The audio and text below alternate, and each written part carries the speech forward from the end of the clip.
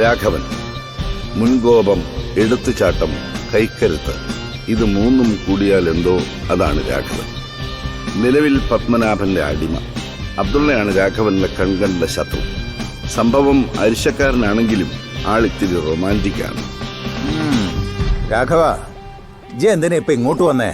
നീ എന്താണോ നടത്താൻ ഉദ്ദേശിക്കുന്നത് അത് പൊളിക്കാൻ വന്നതാ. നിങ്ങൾ ഇങ്ങനെ ഒന്നും രണ്ടും പറഞ്ഞു കേൾക്കാതെ ഇതിനൊരു തീരുമാനം പറ. തീരുമാനം ഒന്നുമില്ല. ഇതിവിടെ നടക്കില്ല.